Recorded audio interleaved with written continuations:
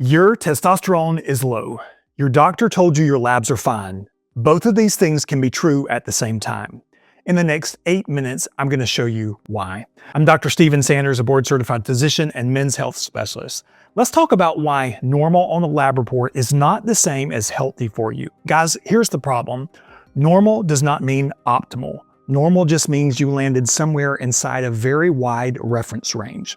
That range includes men who are older, overweight, who may be insulin resistant, sleep deprived, and they're quite frankly already declining. So when your doctor says your labs are normal, the better question is normal for who? Because I don't care if you're technically alive on paper, I care about if you have energy, drive, strength, clarity, and sexual performance.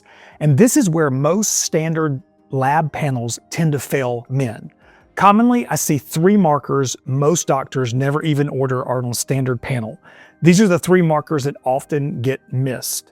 Number 1, free testosterone. Total testosterone tells part of the story, but free testosterone tells your body what you can actually use. Number 2, SHBG, sex hormone binding globulin. This is the binding protein that can lock up your testosterone and make your normal number look better than you actually feel. And number 3, estradiol. Men need some estrogen, but too much or too little can impact mood, libido, body composition, and even energy. So at your next blood draw, don't just ask, "Can you check my testosterone?"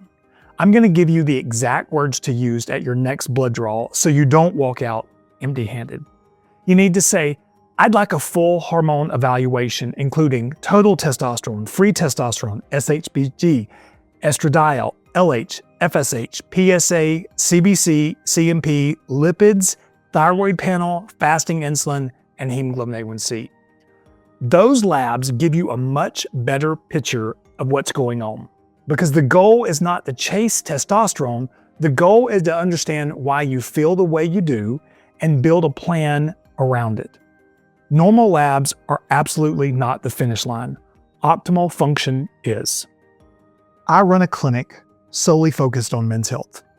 I personally reviewed thousands of hormone panels. The same gap that shows up time and time again. This is not theory, it's what I see every single week. But hormone panels only give you a portion of the picture. Here's a recent patient story. This high-functioning guy, we'll call him Tom, late 30s, he's already training 3 days, maybe 4 days a week. He eats clean about 80 to 90% of the time. But by mid-afternoon, he's simply exhausted, just can't go anymore. Low libido, he's having brain fog as well. He initially goes to his primary care physician. He gets a basic panel, basically what insurance covers. He's told everything is in range. He's sent home, told to sleep more, exercise more, reduce stress. He comes into our clinic incredibly frustrated. We run the complete hormone panel, and the gap is pretty obvious within minutes. Total testosterone is mid-50th percentile, but free testosterone is in the tank, and SHBG is elevated. And this happens almost every single week in my clinic. If you've ever been told your labs are fine, but you still feel like garbage, hit subscribe. I make videos like this every week designed to educate and inform men on all things men's health and performance. Quick disclaimer. This is not medical advice. Talk to your own doctor before making any changes. The first thing you need to know about testosterone labs is this. Normal does not always mean optimal. Most men get their testosterone checked and they like to see where it falls somewhere inside that reference range. And then you're told you're fine. But here's what most men don't understand. That reference range is built around the broad population. It includes younger men, older men, men that are overweight, men that are metabolically unhealthy, and even men diagnosed with hormone problems. So if you're 35 years old, exhausted, losing muscle, gaining belly fat, and your libido is totally gone, but your testosterone lands at the bottom of that range, you still get stamped normal and just sent home. And that's the problem, and that's a lot of what we see. Being in range is not the same as functioning well. I tell patients this all the time. If the speed limit is 35 to 75 and you're driving 36 miles an hour on the interstate, technically you're moving, but you're not performing. And that's how I think about testosterone. I just don't want to know if you're barely inside the range. I want to know if your numbers match your age, your symptoms, your body composition, what your sleep is doing, your strength, your mood, and even your sexual performance. So at your next blood draw, don't just ask, "Can you check my testosterone?" Ask for this: "I'd like a full hormone panel, including total testosterone, free testosterone, SHBG, estradiol, LH, FSH, CBC, CMP, thyroid markers, fasting insulin, hemoglobin A1C, and lipids." And one more important point: labs should always be interpreted in the context. Your symptoms matter, your lifestyle matters, your medications matter, sleep matters, weight, alcohol use, metabolic health, those all matter. So don't just chase a number, but also don't ignore the number. Know your number, not just your range. So let's talk about total testosterone versus free testosterone. Now watch this. Most doctors order total testosterone. That's typically included. That's the big number that everyone seems to talk about. But total testosterone does not give you the whole story.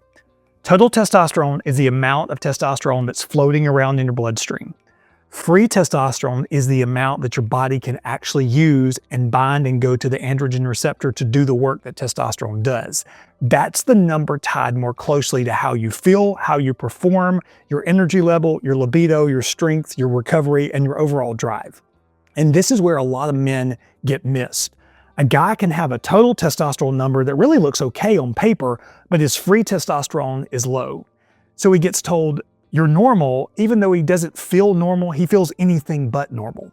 One of the biggest reasons this happens is what's called SHBG. So SHBG stands for sex hormone binding globulin. Plain English, it's a protein that binds to testosterone and locks it up. When SHBG is high, more of your testosterone is locked away and you really can't use it. That means your total testosterone may look decent, but your free testosterone can actually be low. And remember, free testosterone is low, your body may not be getting the signal it needs to do the work of testosterone. That's why I don't like looking at one number by itself. It doesn't give you the whole story. I want the full picture. Here's the rule: total testosterone plus free testosterone plus SHBG. Those three things should be ordered together because total T alone can fool you. Now, quick disclaimer: numbers always have to be read alongside symptoms, history, medications, sleep, body composition, metabolic health, and you have to look at the full clinical picture. We don't treat numbers that are in isolation, but we also don't ignore the right numbers when a man feels off. So remember this: total T is the bank account, free T is the cash in your wallet. The third thing, and this is where most panels fail: most men get total testosterone checked and maybe free testosterone if they're lucky. But that is not the full story. You need to know what your body is doing with testosterone. First, estradiol, also called E2. Men need estrogen. It matters for libido, mood, joints, brain function, and cardiovascular health. But when too much testosterone gets converted into estrogen, especially in men that have higher body fat, it can blunt the effect of testosterone. You may have testosterone on paper, but still feel soft, tired, moody, low drive, low libido, and you're just not yourself. That conversion process is called aromatization. Plain English, your body is taking testosterone and it's turning it into estrogen. It's like an estrogen factory, and that matters.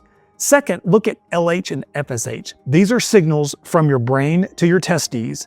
I explain it like this: your brain is the thermostat, your testes are the furnace. LH and FSH tell us whether the brain is sending the signal and whether the testes are responding. If LH and FSH are high and testosterone is low, the brain is yelling, but the testes are not answering at all. That points toward a primary testicular issue. If LH and FSH are low or inappropriately normal and testosterone is low, the brain may not be sending a strong enough signal, and that points toward a secondary issue that may be occurring. That distinction matters because it changes the conversation. Third is DHEA. DHEA is an upstream hormone.